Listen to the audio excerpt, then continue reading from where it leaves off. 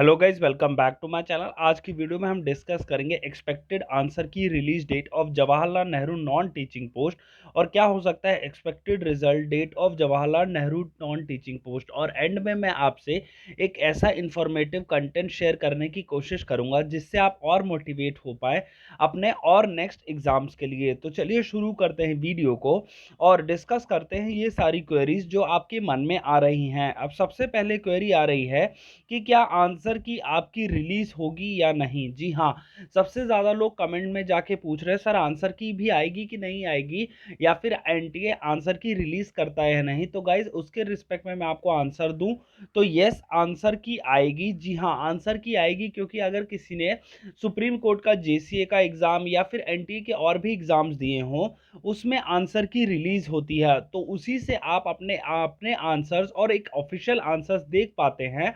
और अगर कोई ऑब्जेक्शन होता है आप उसको चैलेंज कर पाते हैं। तो आपको आंसर मिल गया कि जी हाँ, आंसर की कब अब आएगी, आएगी ज़रूर, लेकिन कब आएगी उसके रिस्पेक्ट में मैं आंसर दूं तो आपकी 20 मई तक। जी हाँ, 20 मई तक मोस्ट प्रोबेबली आपकी आंसर की आ जानी चाहिए। जी हाँ, आंसर की आएगी, उसी के अकॉर्डिंग आप चैलेंज करेंगे, उसमें भी 1 हफ्ते का टाइम मिलता है। फिर उसको कुछ टाइम आप एनालाइज भी करते हैं, तो आप मोस्ट प्रोबेबली मान के चलिए जो आंसर की का सारा प्रोसेस है रिलीज से लेके आपका कंफर्म करने का या फिर चैलेंज करने का, वो इस मंथ के एंड तक आपका आंसर की का चैलेंज और सारा प्रोसेस हो जाएगा। ठीक है गाइस, तो ये आपका डाउट हो गए, दो डाउट क्लियर। आंसर की आएगी और कब आएगी इसके रिस्पेक्ट में भी हो गया। अब आपका फाइनल क्वेरी जो आ रही है वो आ रही है सर रिजल्ट एक्सपेक्टेड कब हो सकता है। देखिए गाइस, मैं कोई एकदम से आपको स्पेकुलेट करके ही बताऊंगा, कोई ऑफिशियल माउथ पीस तो मैं जेएनयू का हूं नहीं। मैं बस खाली प्रीवियस जितने भी एनटीए एग्जाम कंडक्ट करवाता है उसके रिस्पेक्ट में ही आपसे शेयर कर पाता हूं कि क्या एनालिसिस होता है या फिर क्या पैटर्न होता है किसी भी एग्जाम को कंडक्ट करवाने का और उसका रिजल्ट का। तो मोस्ट प्रोबेबली आप मान के चलिए जून जून एंड तक आपका जेएनयू नॉन टीचिंग पोस्ट का रिजल्ट आ जाना चाहिए। जी हाँ, जून एंड तक सारे आपके फॉर्मेलिटीज प्री के एटलीस्ट जो एग्जाम अभी प्रीवियस मंथ में हुआ था उसके रिस्पेक्ट में बोल रहा हूँ, बाकी का नहीं सोचना कि यार उनका भी हो जाएगा। नहीं, अभी उनका एग्जाम ही नहीं हुआ तो जून एंड में कैसे उनका रिजल्ट आ जाएगा।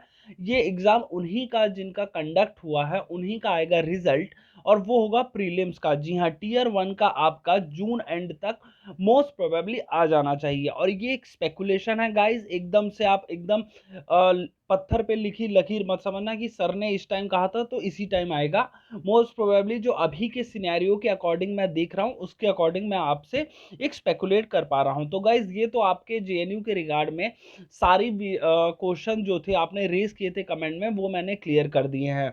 अब मैं आपको एक ऐसा इंफॉर्मेशन शेयर करता हूँ जिससे आप अपने और एग्जाम्स के लिए तैयारी कर पाएंगे। गाइज देखिए, जेएनयू का एग्जाम हो चुका है। अब आपके कौन कौन से एग्जाम बचते हैं, आपके ईपीएफओ के बचते हैं, आपका अगर इग्नू का आपने भरा होगा जूनियर असिस्टेंट कम टाइपिस्ट का उसका है, जीएमआई जब आपका जामिया मिलिया इस्लामिया उसका एग्जाम है।